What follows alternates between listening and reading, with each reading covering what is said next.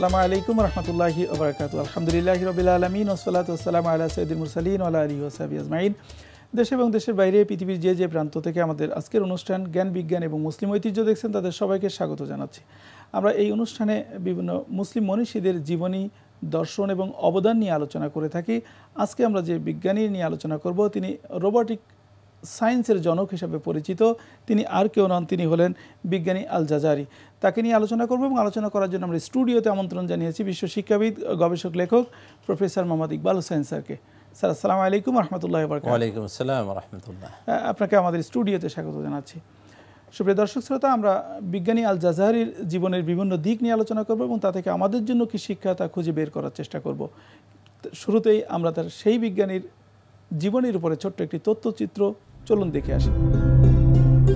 Abul Izz ibn Ismail ibn ar Razzaz al Jazari ছিলেন আবিষ্কারক, যন্ত্র প্রকৌশলী, কারিগর, শিল্পী ও গণিতবিদ।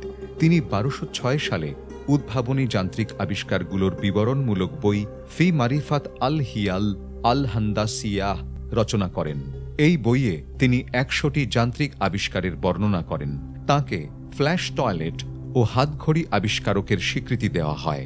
আল জাজারি 1136 সালে মেসোপটেমিয়া অঞ্চলে জন্মগ্রহণ করেছিলেন। গবেষকদের মতে তাঁর জন্মস্থান জাজিরাত ইবনে উমর, যেখানে তিনি জাজিরি বা আল জাজারি নাম পেয়েছিলেন। আল জাজারি একজন উদ্ভাবকের চেয়ে বাস্তব প্রকৌশলী ছিলেন, যার ফলে তিনি যন্ত্র আবিষ্কারের সময় এর ব্যবহারযোগ্যতা বিচার করতেন। তিনি যন্ত্রসমূহের পরিচালন পদ্ধতিও তাঁর গ্রন্থে বিশদ বর্ণনা করেছেন, যার ফলে তাঁর তৈরি করা যন্ত্রসমূহ দ্রুত জনপ্রিয়তা পায়। একই সঙ্গে তাঁর লেখা বই ফি মারিফাত আল হিয়াল আল হান্দাসিয়াহ সে সময়ে মুসলিম বিশ্বে বিশাল প্রভাব ফেলে। তিনি আর্কিমিডিসের তত্ত্বের উপর ভিত্তি করে জলঘড়ি তৈরি করেছিলেন। শুধু তাই নয়, পূর্বসূরি বিজ্ঞানীদের ভাবনাকে বহন করে তিনি বেশ কিছু ডিভাইস বা যন্ত্র আবিষ্কার করেন। এর নির্মাণ ও কর্মকৌশলও তাঁর গ্রন্থে বর্ণনা করেন। আল জাজারি জল উত্তোলনের জন্য 5টি মেশিন আবিষ্কার করেছিলেন। 1206 সালে জল উত্তোলন মেশিন বিষয়ে ধারণা এবং উপাদানগুলি নিয়ে তিনি আলোচনা করেছিলেন। তিনি জলবিদ্যুতের সাহায্যে স্বয়ংক্রিয় চলন্ত ময়ূর তৈরি করেছিলেন। একই প্রক্রিয়ায় তিনি স্বয়ংক্রিয় দরজাও আবিষ্কার করেছেন। তার তৈরি করা জ্যোতির্বিদ্যার ঘড়ির নাম ক্যাসল ক্লক।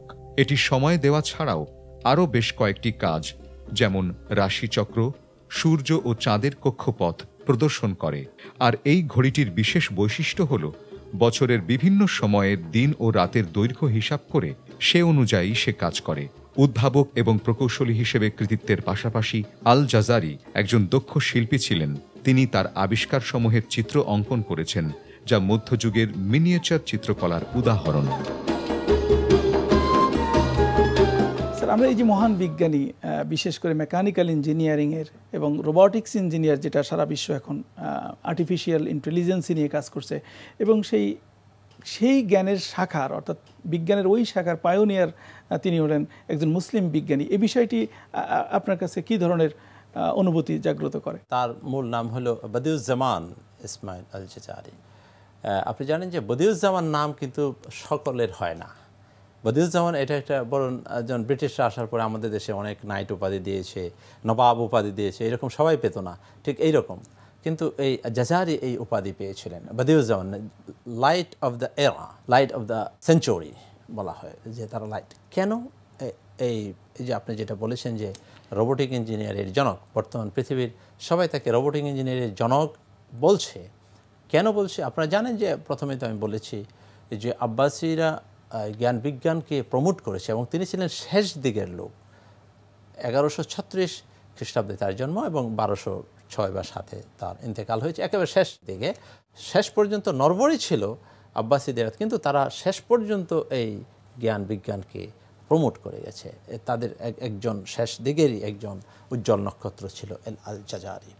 আল জাজারিকে বলা হয় রোবোটিক ইঞ্জিনিয়ারিং জনক, মেকানিক্যাল ইঞ্জিনিয়ারিং জনক। আজকে যে আপনি এই চমৎকার এই 2 তলা 3 তলা 4 তলা ঘর করছি আমরা, এই রডটা যে কীভাবে বাঁধতে হবে হি ওয়াজ দ্য পায়োনিয়ার। আল জাজারি শিখিয়েছে এইভাবে বানতে হবে, এইভাবে করতে হবে। এর আগে এটা পারত না মানুষ। বিশেষ করে তিনি হাইড্রোলিক পাওয়ারকে ব্যবহার করে এই যে মেকানিক্যাল ইঞ্জিনিয়ার, কারণ হলো তখন তো আর বিদ্যুৎ ছিল না, কিন্তু মানুষের তো চাহিদা ছিল আজকের আমাদের মতোই। তো কীভাবে করবে? এই হাইড্রোলিক পাওয়ারকে ব্যবহার করে তিনি, যে জন্য তাকে রোবোটিক ইঞ্জিনিয়ারের জনক বলা হয়, তিনি এই যে টাইম টু টাইম পানি উঠাতেন, নিচ থেকে পানি উঠিয়ে বাতাসের যে পাওয়ারকে, হাইড্রোলিক পাওয়ারকে ব্যবহার করে যখন প্রয়োজন হতো সেচের বা প্রয়োজন হতো ফ্যামিলির বা প্রয়োজন হতো মানুষের, নির্দিষ্ট সময় পর পর অটোমেটিক চালু হতো, অটোমেটিক বন্ধ হয়ে যেত। যেটা আজকে আর্টিফিশিয়াল ইন্টেলিজেন্স করছে, যেটা আজকে রোবোটিকরা করছে। দ্বাদশ শতকে এইরকম একটি চিন্তা আসতে পারে, তার এই চিন্তার পর থেকে 15 শতাব্দী পর্যন্ত কোনো ইউরোপিয়ান গবেষক হোক, কোনো এশিয়ান গবেষক হোক, কোনো মিডিয়েভাল গবেষক হোক, কেউ এই চিন্তাই করতে পারে নাই। অথচ তিনি এই হাইড্রোলিক পাওয়ার ব্যবহার করে এই রোবোটিক ইঞ্জিনিয়ারিং চিন্তা করেছিলেন যে আপনার চাকাটা যেটা দিয়ে ঘুরবে, এই চাকারও একটা বড় উনি সংযোজন করেছেন। আগে চাকার মধ্যে কিন্তু দাঁত ছিল না, হলো এখন কিন্তু কোনো মেশিন কোনো চাকার দাঁত ছাড়া কিন্তু নাই, দাঁত আছে, সব চাকারই দাঁত একটার সাথে আরেকটা সম্পৃক্ত করে চলে। কারণ হলো আপনাকে অপোজিট নেগেটিভ করতে হলে দাঁত ছাড়া সম্ভব না। তো এইটার কিন্তু ব্যবহার শিখিয়েছেন হইল আল জাজারি। এই যে জাজারি 5 থেকে 7 ধরনের, কেউ বলছেন 5, কেউ বলছে 7 ধরনের ঘড়ি আবিষ্কার করেছেন। কারণ এখনকার মতো ইলেকট্রনিক ঘড়ি ছিল না। স্থলের বাতাসের গতি একরকম, জলের বাতাসের গতি একরকম, তারপর হলো আকাশের ঊর্ধ্বের গতি একরকম। পোর্ট যেটা আগে যেটা ছিল রাজাদেরকে সেভ করার জন্য যে আগে পোর্টগুলি তৈরি হতো, যেটা এখন এই সিস্টেম নাই, অন্যরকম সিস্টেমে এসেছে। এই পোর্টগুলির বাতাসের গতিবেগ থাকে অন্যরকম। এখানে এই সবগুলির জন্য তিনি আলাদা আলাদা করে ওয়াচ তৈরি করেছিলেন। ওয়াচগুলি এমন চলতো কীভাবে? ওয়াচগুলি এক একটার স্টাইল ছিল এক এক রকম, এক একটার হাইড্রোলিক ক্যাপাসিটি তিনি এক একটা করেছিলেন। কারণ হলো আপনি ধরেন যে যারা নদীপথে, যারা বিজয় অভিযান পরিচালনা করে নদীপথে, তখন তো নদীপথটা মেইন ছিল, নদীপথকে সুরক্ষা রাখতে হতো বেশি। তো এই নদীপথের ঘড়ি যদি যথাসময়ে ঠিক সময়ে কাজ না করে, যার ফলে তিনি 2টা পাওয়ারের সমন্বয় করতেন, ওয়াটার অ্যান্ড এয়ার, দুটো সমন্বয়, যাতে এটা কখনো ইমার্জেন্সির সময় এটা ফল না করে। ঠিক আরেকটা আছে এলিফ্যান্ট ওয়াচ বলা। এবং তিনি একটি ইয়েতে তিনি যে আর্কিমিডিস স্থলের যে ঘড়ি ওয়াচ তৈরি করেছিলেন, বালি দিয়ে যে ওয়াচটা করেছিলেন, এটাকে উনি আরও অ্যাডভান্স করেছিলেন যাতে সময়টা আরও কারেক্ট দেওয়া হয়। এইরকমভাবে যে ওয়াচের দিক থেকে এত ভেরিয়েন্ট সেই সময় ইউরোপে বলেন বা মুসলিম বিশ্বে তো নাই, ইউরোপে উনি তো পানির পাম্পও তৈরি করেছিলেন। আচ্ছা, আমরা ওনার আরও কিছু আবিষ্কার নিয়ে আসবো আপনার কাছে। আজকে আলোচনা করছি বিশিষ্ট বিজ্ঞানী আল জাজারিকে নিয়ে। আপনি আলোচনা করছিলেন তার আবিষ্কারের দিকগুলো। তার সবচেয়ে বড় অবদান ছিল, আপনি জানেন যে মধ্যপ্রাচ্য হলো ড্রাই এরিয়া, মরুভূমি এরিয়া। মরুভূমিতে আপনার দজলা ফোরাত থেকে পানি উত্তোলন করে এটাকে কীভাবে কৃষিকাজে ব্যবহার করা যায়। আব্বাসি খেলাফতের শেষ দিকে অর্থনৈতিক অবক্ষয় হয়েছিল, তখন রাজারা কৃষি ব্যবস্থার প্রতি নজর দিয়েছিল, তাদের ইন্ডিকেশন ছিল বিজ্ঞানীদের প্রতি কীভাবে কৃষি ব্যবস্থাকে উন্নতি করা যায়। তখন তিনি বাতাসের পাওয়ারকে তিনি ওই যে চাকার মাধ্যমে দাঁতগুলি বসানোর চিন্তা করেন, যে এটাকে কিভাবে দাঁত মানে পাওয়ারফুল করা যায়, পাওয়ার কিভাবে অ্যাক্সেস করা যায়। এরপরে ওনার আবিষ্কার তো অসংখ্য আবিষ্কার, বিশেষ করে 40টা মৌলিক আবিষ্কার আছে তার। স্বয়ংক্রিয় দরজার যে ব্যবহারটা আমরা করছি, আধুনিক যুগে আমরা কমোড ব্যবহার করি এবং কমোডে ফ্ল্যাশ ছাড়া চলে না, এই ফ্ল্যাশটার আবিষ্কারক হলো আমাদের এই মুসলিম বিজ্ঞানী। যে এই যে আমরা আজকে যে ড্রেনেজ ব্যবস্থা, যেটা আমি বলছি যে এই যে সেচন ব্যবস্থা যেটা করেছেন উনি হাইড্রোলিকভাবে, তিনি এই যে ড্রেনেজ ব্যবস্থার পানিটাকে কিভাবে ঠিক জায়গায় নিতে হবে, এই সিস্টেমটা তিনি আবিষ্কার করেছেন। নট অনলি দ্যাট, তিনি পরবর্তীতে 21 জন গবেষকের একটা দল ছিল, গবেষকের তাদেরকে তিনি তৈরি করেছেন যে আমি না থাকলে, যেমন 70 ইয়ার্সের মধ্যে তিনি মারা গিয়েছেন। তারপরে তার যে দল আছে, সেই দল কিন্তু তার এই কাজগুলিকে সামনে অগ্রসর করে নিয়েছেন। এবং তিনিও কিন্তু কিছু জ্যোতির্বিজ্ঞানের কাজ করেছেন, তিনি কিছু ম্যাপের কাজ করেছেন। তার একটা বড় কাজ ছিল এগ্রিকালচারাল ম্যাপ, যেটা আব্বাসীদের কৃষি উৎপাদনে ব্যাপকভাবে কাজে দিয়েছিল। আজকের যুগে আমরা দেখতে পাচ্ছি যে ঢাকা শহরেও বা বিভিন্ন শহরে হোটেলগুলোতে বিভিন্ন ওয়েটার, রোবট ওয়েটারে ব্যবহার করা হচ্ছে। এবং আমরা হয়তো অনেকেই জানি না যে এর প্রথম শুরুটা করেছিলেন হলো আল জাজারি। তিনি একজন পরিচারিকা হোটেলের তিনি তৈরি করেছেন, যিনি চা পানি এটা পরিবেশন করতে পারতেন। একটা ব্যান্ড দল করেছিলেন যারা রোবট ইয়েস, মানে পুরো রোবট দলটাই হলো ব্যান্ড, বিভিন্ন রাজকীয় অনুষ্ঠানে সেই রোবটরাই পরিবেশন গান পরিবেশন করতো। আমি যখন ঘড়িটা হাতে দিই, আমি কিন্তু জানি না যে এই ঘড়িটার আবিষ্কারক হলো একজন মুসলিম বিজ্ঞানী। যদি সেটা জানতাম, আমার ভিতরে কিন্তু এক ধরনের মোটিভেশন কাজ করতো। আমি যখন হোটেলে যে একটা ওয়েটারকে দেখতে পাচ্ছি, রোবটকে, বা যখন সারা বিশ্ব রোবট সোফিয়াকে নিয়ে যখন তুমুল আলোচনা করছে, তখন যদি আমি জানতে পারতাম যে রোবট সোফিয়ার আগে আমার একজন মুসলিম বিজ্ঞানী, আমাদের পূর্বপুরুষ এটি তৈরি করে দিয়ে গেছিলেন বা পথ দেখিয়েছিলেন। অতীতের দিকে তাকাতে হবে ঐতিহ্য নেওয়ার জন্য। অতীতে আমার কি অর্জন ছিল, অর্জনকে ঐতিহ্য হিসেবে সামনে আনার জন্য। মুসলিম বিশ্বের আমরা আলেম সমাজ বলতে যাদেরকে বুঝি, উইথ রেসপেক্ট, আমি তাদের প্রতি সম্মান দিই। অবশ্যই আলেম সমাজ সবাই আলেম ছিল, যেখানে ভাগ ছিল না। আজকে আলেম সমাজ বলতে যাদেরকে আমরা বুঝি, তারা আমরা যে মাদ্রাসাগুলির প্রতিষ্ঠা করেছি, নিশ্চয়ই সেখানে ইলমে হাদিস, কোরআন হাদিসের চর্চা হচ্ছে আনডাউটলি, কিন্তু কোরআন হাদিস ভিত্তিক মানব কল্যাণের সকল বিষয় যে আলোচনা হওয়া দরকার ছিল, আমরা কারিকুলাম থেকে সেটা হারিয়ে ফেলেছি এবং সেই কন্ট্রিবিউশন করার সুযোগ হচ্ছে না। আমরা মেধা থাকলেও আমরা করতে পারছি না। আরেকটা বিষয় আমরা দেখলাম যে আল জাজারির কথায় যদি আমরা আসি, তিনি সায়েন্স, টেকনোলজি, তথ্য প্রযুক্তিকে বেশি কাজে লাগিয়েছেন এবং সেই তথ্য প্রযুক্তি কিন্তু মানব সভ্যতায় বিরাট অবদান রাখছে, এখনো রেখে যাচ্ছে। এই যে মানব সভ্যতায় এই জিনিসগুলোর ইনভেনশনের মাধ্যমে যে অবদান, এর কি কোনো ধর্মীয় কোনো মানে বেনিফিট উনি পাবেন কিনা? কেন নয়, মানব কল্যাণের জন্য আল্লাহ ওনাকে যে যোগ্যতা দিয়েছে, উনি অর্জন করেছেন, সে অর্জনটাকে তিনি মানব কল্যাণে কাজ দিয়েছেন। যে কোনো মানব কল্যাণের কাজে ব্যাপকভাবে এটা তো একেবারে সরাসরি ঘোষণা আছে, অবশ্যই তিনি সওয়াব পাবেন। এবং আনডাউটলি, এবং এই সময়ের আলোকে, সময়ের প্রয়োজনে কখনো কখনো এই মানব কল্যাণের এই সমস্ত কাজ, টেকনোলজিক্যাল কাজ, একটা সমাজকে, একটা জাতিকে উঠিয়ে নেওয়ার কাজ। কারণ আপনার জন্য তো অন্য জাতি কাজ করে দেবে না, আপনার লোক লাগবে, আপনাকে ওন করতে হবে। আপনাকে উঠিয়ে দেওয়ার জন্য যখন যেটার প্রয়োজন, সে কাজ যে কেউ বেশি করে, তার জন্য সব বেশি হবে। যে জিনিসটা অ্যাভেলেবেল আছে আজকের যুগে, ধরেন আজকে যে আমরা বিস্তৃত ইতিহাস আপনি যেটা আমাদের সামনে তুলে ধরলেন। আচ্ছা, আমরা স্যার এই ইতিহাসটা আবার জানবো। আলোচনা করছি বিশিষ্ট বিজ্ঞানী এবং রোবোটিক সায়েন্সের ফাদার বিজ্ঞানী আল জাজারিকে নিয়ে। যদি আল জাজারির মতো বিজ্ঞানী আমরা পাই, তাতে আমার শিক্ষা ব্যবস্থা আমূল একটা পরিবর্তন দরকার। এবং সেই পরিবর্তনের বাইরে কি ব্যক্তি উদ্যোগে বা কোনো নন গভর্নমেন্ট অর্গানাইজেশন এগিয়ে আসতে পারে কিনা? কেন নয়, এক সময় আপনি জানেন যে মুসলিম বিশ্বে সরকারের যেরকম সাপোর্ট ছিল, সরকারের বাহিরে বেসরকারি উদ্যোক্তা ছিল সবচেয়ে বেশি। তারা বিশাল বিশাল খারাজ দান করতো, জমি দান করতো, বিশাল বিশাল ল্যান্ড দিয়ে দিত একজন বড় জমিনদার, যে এটা আপনার এই মাদ্রাসার জন্য, এটা এই প্রতিষ্ঠানের জন্য আমরা দিয়ে দিলাম। এই যে আদ-দীনুল ইলমি মানে হলো আদ-দীনুল ইসলামী মানে তালিমুল কুরআন এন্ড সুন্নাহ। এখন তালিমুল কুরআন এন্ড সুন্নাহর মধ্যে যে মানবীয় সকল জ্ঞানও আছে, এই জায়গাটায় আমরা ভাগ করে ফেলেছি। এখন এই জায়গাটায় আমাদেরকে অতীত থেকে আমাদের ঐতিহ্য গ্রহণ করে আমাদের ফিরে আসতে হবে। দৃষ্টিভঙ্গি চেঞ্জ করে যদি কাজ করা যায়, অবশ্যই আমরা এরকম জাজারির মতো ভবিষ্যতে আমরা জাজারি পেয়ে যাব। এবং আমার বিশ্বাস আজকে এই যে এইভাবে আলোচনা হচ্ছে, আজকে থেকে 10 বছর আগে বা 100 বছর আগে আলোচনারও সুযোগ ছিল না, টেকনোলজি ছিল না। আজকে কিছু টেকনোলজি এসেছে। আমরা আরো কিছু দিক নির্দেশনা আমরা জানতে চাইবো, যে আসলে আমরা চাই আমাদের মধ্য থেকে আরো আল জাজারি বের হয়ে আসুক, জ্ঞান বিজ্ঞানের বিভিন্ন শাখায় অবদান রাখুক। আমরা সেটি আপনার কাছ থেকে জানবো। তার আগে চলুন আমরা একটি মুসলিম ঐতিহ্যের উপরে ছোট্ট তথ্যচিত্র দেখে আসি। ইয়েমেনের সানা পৃথিবীর প্রাচীনতম শহরের একটি। সাধারণভাবে সানা দুটি অংশে বিভক্ত: পুরাতন শহর আল কাদিমা এবং নতুন শহর আল জাহিদ। পুরাতন অংশটি ছোট ও অনুন্নত, যা বিশ্ব ঐতিহ্যবাহী স্থান, এবং নতুন অংশটি বড় বড় ইমারত সহ আধুনিক সুবিধা সমৃদ্ধ। 1960-এর দশকে যখন সানা প্রজাতন্ত্রের রাজধানীর স্বীকৃতি পায়, তখন এর ব্যাপক উন্নয়ন সাধিত হয়। আল কাদিমা 2500 বছরেরও বেশি সময় ধরে নগর হিসেবে বিকশিত হয়েছে। এই অঞ্চল 2200 মিটার উচ্চতায় পর্বত উপত্যকায় অবস্থিত।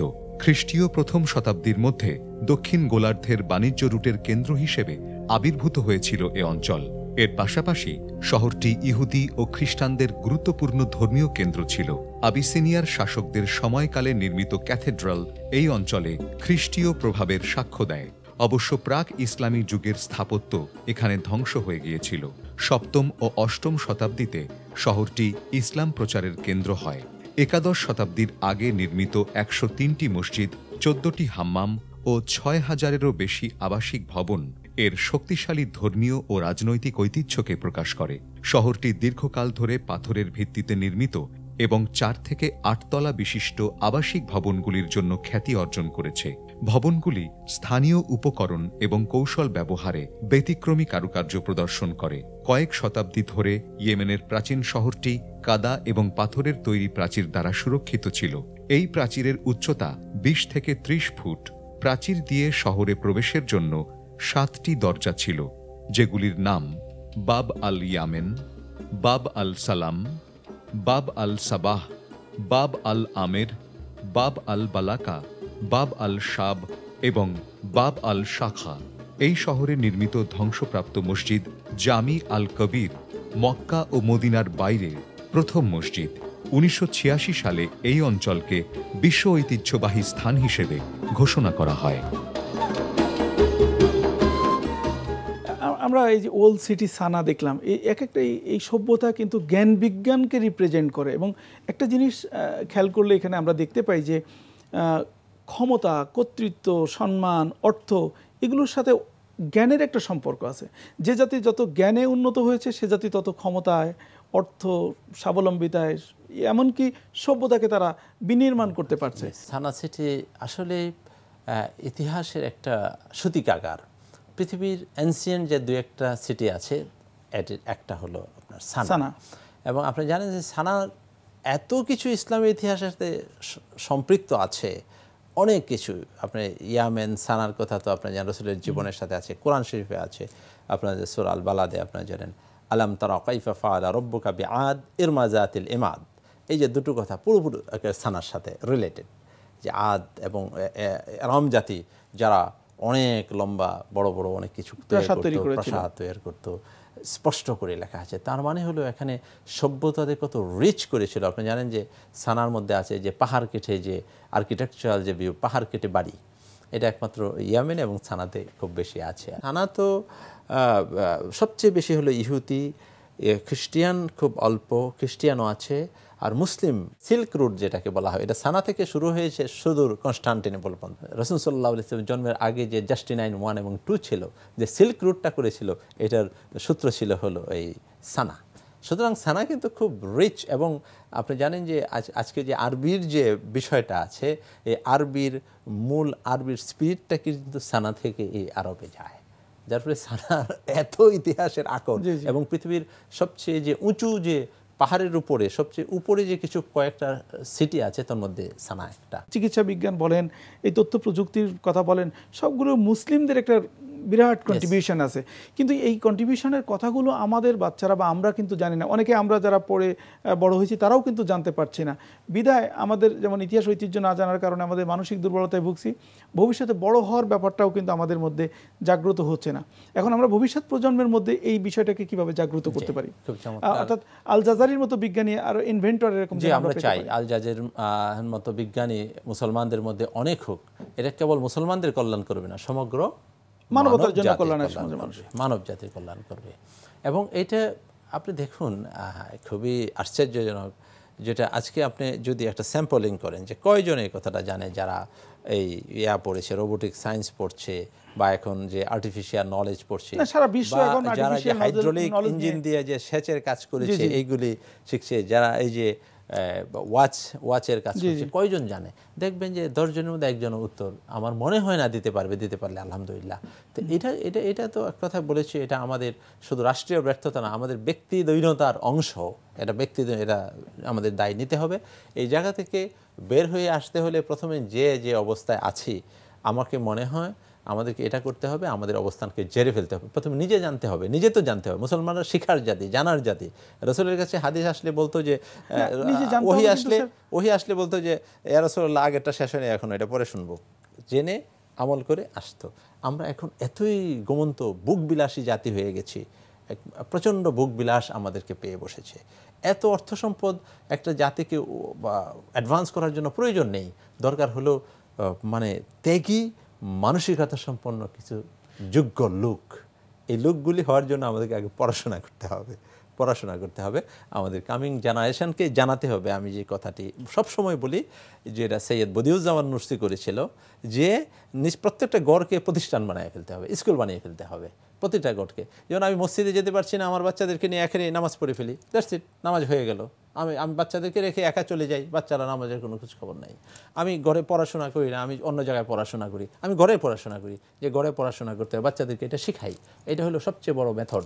আর কোনো থিওরিটিকে বা কোনো সায়েন্টিফিক মেথড এই পড়ায় যেটা ইমাম আবু হানিফা তার ছাত্রদের সাথে করতেন বা তার ছাত্ররা করতেন, যে কেরাতুল উস্তাদ আলা তিলমিজ, কেরাতুল তিলমিজ আলাল উস্তাজ।